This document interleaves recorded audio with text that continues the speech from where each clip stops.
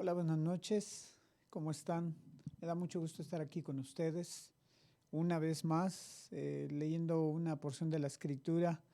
Y en este lunes quiero leerles una de mis historias favoritas. Y está en el segundo libro de Samuel, capítulo 12, y quiero leer desde el versículo 1. Y la palabra de Dios dice así: Por lo tanto, el Señor envió al profeta Natán para que le contara a David la siguiente historia. Había dos hombres en cierta ciudad. Uno era rico y el otro pobre. El hombre rico poseía muchas ovejas y ganado en cantidad. El pobre no tenía nada, solo una pequeña oveja que había comprado.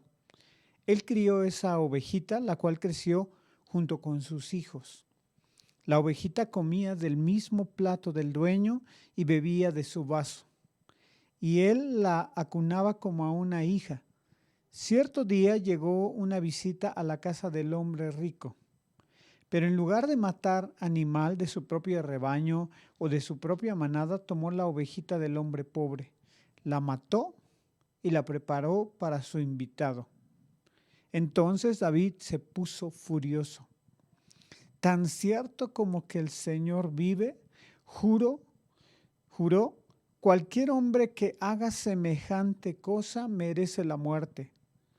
Debe reparar el daño dándole al hombre pobre 4 ovejas por la que le robó y por no haber tenido compasión.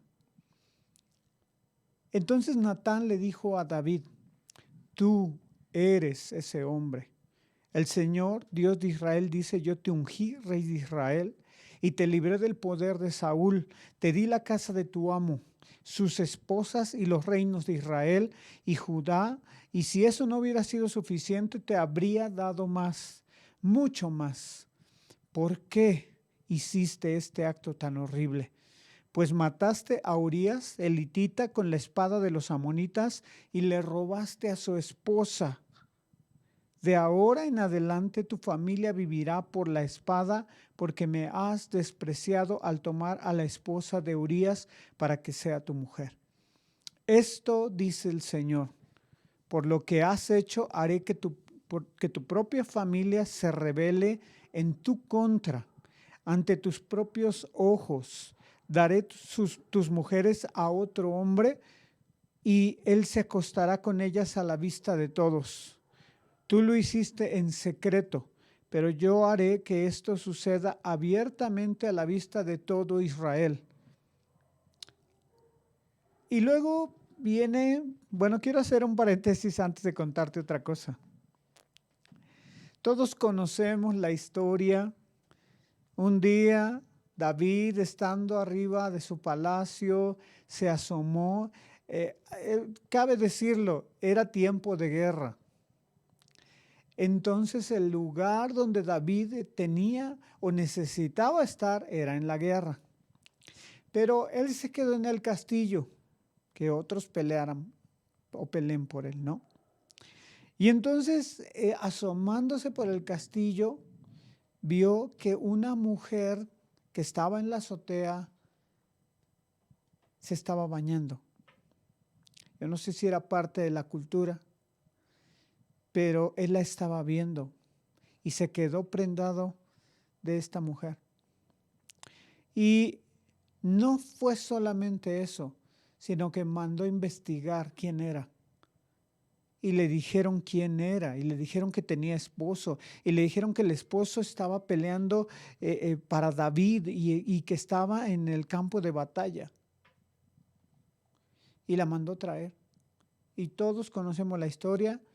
Se acostó con ella y la mujer quedó embarazada. Un pecado tras de otro, porque así es, el pecado es como una cadena, que se une un eslabón y luego se une otro y luego se une otro hasta que va formando la cadena, ¿verdad? Y lo que David no estaba contemplando era que Dios lo ve todo. Familia, Dios lo ve todo. Dios ve lo que hacemos en lo oculto. Dios conoce nuestros pensamientos y ninguno nos salvamos. Ni uno solo de nosotros nos salvamos de esta situación. Y entonces todo había quedado en lo oculto.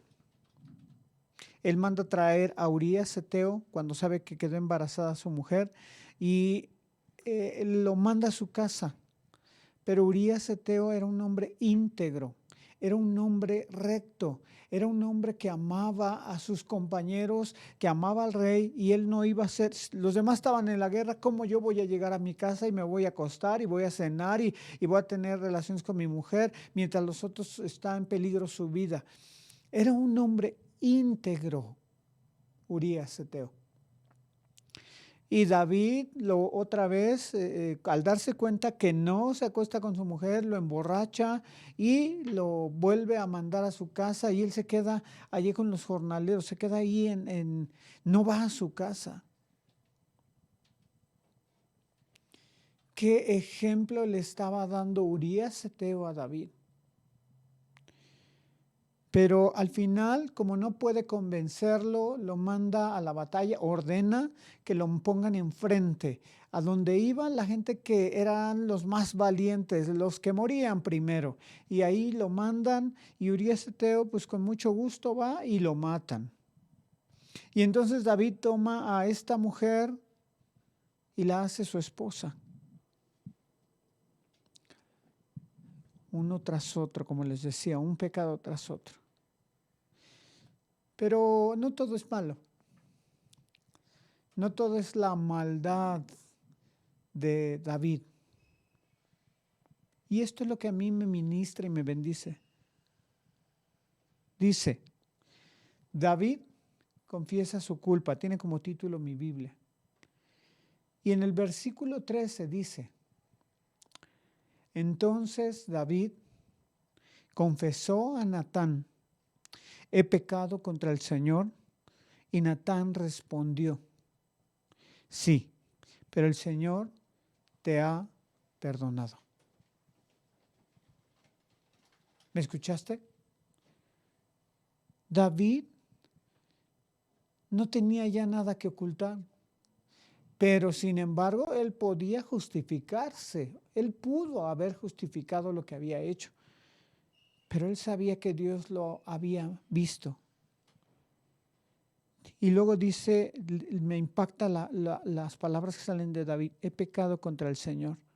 Natán respondió, sí, pero el Señor te ha perdonado. En el momento que David confiesa su pecado, en ese mismo instante le dice el profeta, sí, pero el Señor te ha perdonado. Y no morirás por este pecado. Sin embargo, como has mostrado un total desprecio por la palabra del Señor, con lo que hiciste, tu hijo morirá. Qué tremendo, ¿no? Que el problema del padre se vaya contra el hijo. Y tú puedes decir, ¿y el hijo qué culpa? Pero pues así lo determinó el Señor. Después de que Natán regresó a su casa, el Señor le envió una enfermedad mortal al hijo de David, que David tuvo con la esposa de Urías. Así que David le suplicó a Dios que perdonara la vida de su hijo y no comió. Y estuvo toda la noche tirado en el suelo. Entonces los ancianos de su casa le rogaron que se levantara y comiera con ellos, pero él se negó. Finalmente, en el 7º día, el niño murió. Los consejeros de David tenían temor de decírselo. No escuchaba razones cuando el niño estaba enfermo. Se decían, ¿qué locuras o qué locura hará cuando le digamos que el niño murió? Cuando David vio que susurraban entre sí, se dio cuenta de lo que había pasado. ¿Murió el niño?, preguntó. Sí, le confesaron, ya murió.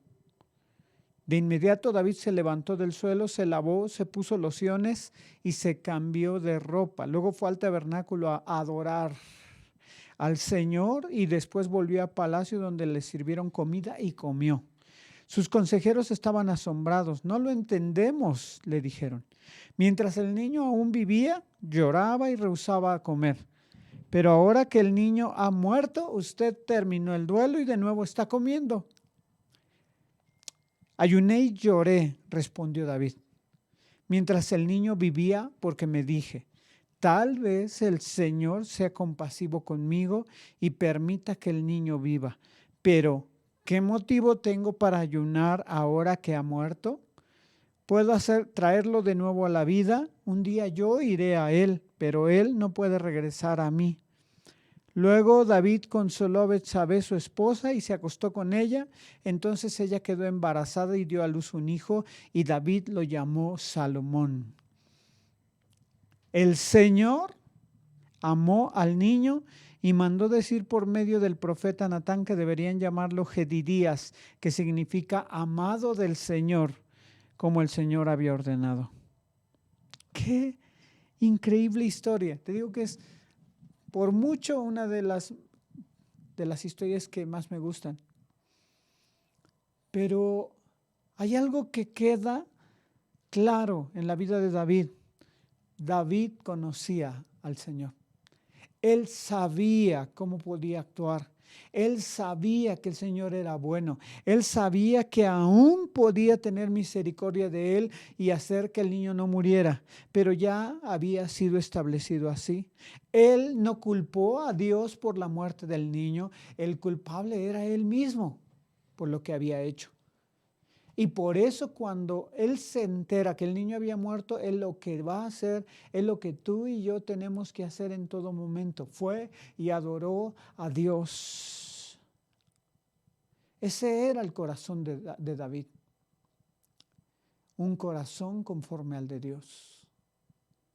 Un corazón rápido para pedir perdón, rápido para arrepentirse delante de Dios, porque a Dios no lo podemos engañar. Y al final, en medio de la tragedia, Dios levanta a un hijo, un nuevo hijo, Absalón, el amado de Dios. Yo no sé tú, pero si Dios dijera eso de ti o de mí, estaríamos tremendamente alegres. Pero te tengo una noticia, tú y yo y cada uno de los que nos está viendo y cada uno de los que nos va a ver, somos los amados de Dios. Y creo que si de alguna manera le puedo poner título a esta parte de la Escritura es soy amado de Dios. Porque Dios pudo haber matado a David. Dios pudo haber hecho que la esposa de Urías muriera. Dios pudo haber hecho cosas tremendas, pero sin embargo, al mostrar arrepentimiento, al mostrar una actitud correcta, David, Dios lo ayuda. Ese es nuestro Dios. Y ahora en Jesucristo no hay límite.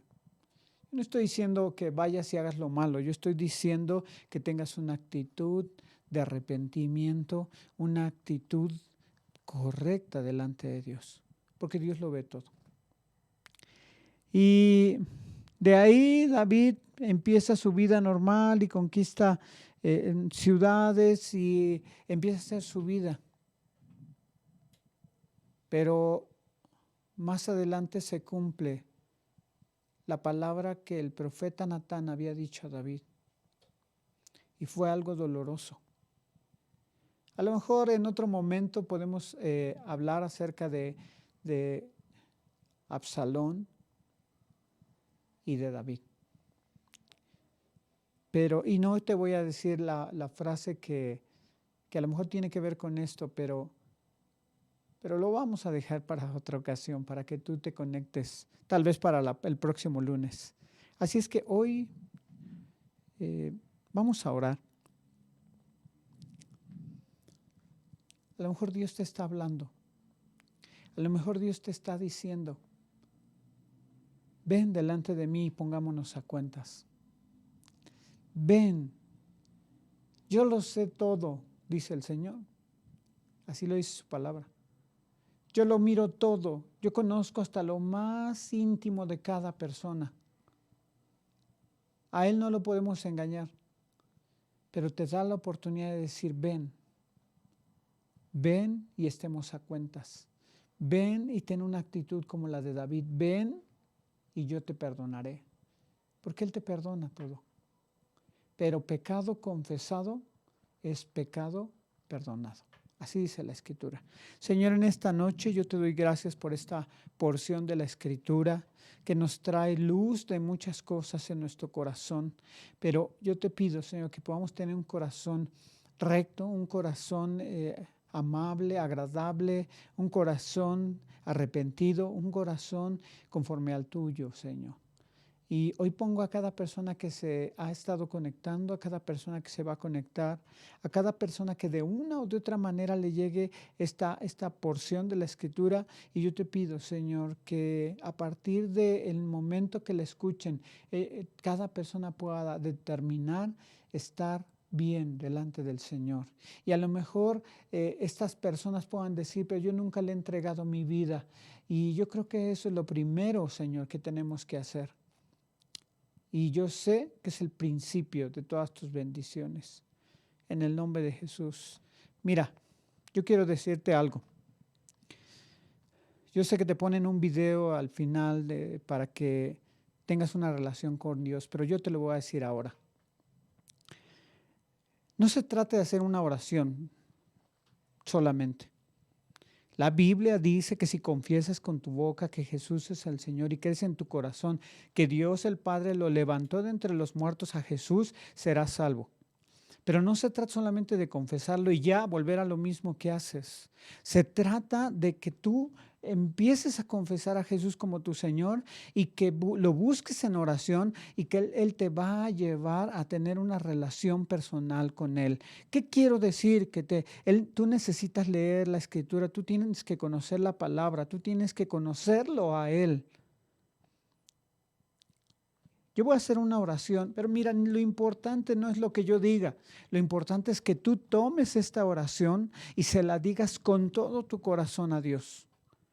Él te escucha, Él está aquí, Él está ahí donde tú estás y está escuchando tus palabras. Y creo que es tiempo de que lo hagas de una manera genuina, porque Él te está esperando con los brazos abiertos. Señor Jesús, hoy te pido que me perdones todos mis pecados. Hoy renuncio a toda obra del diablo y hoy mismo te pido que me recibas como tu hijo y que seas mi Señor y que seas mi Salvador. Y que a partir de hoy yo pueda tener una relación personal contigo. Porque lo importante no solamente es hablar mis palabras, sino hablarlas con el corazón. Entendido de lo que estoy diciendo porque te necesito. En el nombre de Jesús. Amén. Ahora, si tú hiciste esta oración, es importante que busques un lugar donde se reúnan a escuchar la palabra de Dios. Una iglesia donde estén buscando, igual que todos, la presencia de Dios. Si tú tienes una iglesia, si tú quieres venir con nosotros, bueno, ahorita no tenemos reuniones, pero puedes estarte conectando con nosotros. Y otra cosa, necesitas leer la Escritura. Necesitas leer la palabra, porque ahí vas a encontrar la solución a muchas de tus preguntas.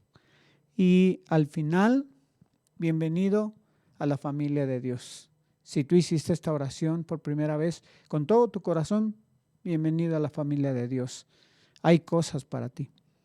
Pues me despido no sin antes decirte, somos Casa de Avivamiento Tulancingo y es un privilegio entrar a tu hogar y es un privilegio acompañarte donde quiera que vas con esta transmisión y con muchas otras más. Muchas gracias y que el Señor siga bendiciéndote. Hasta luego.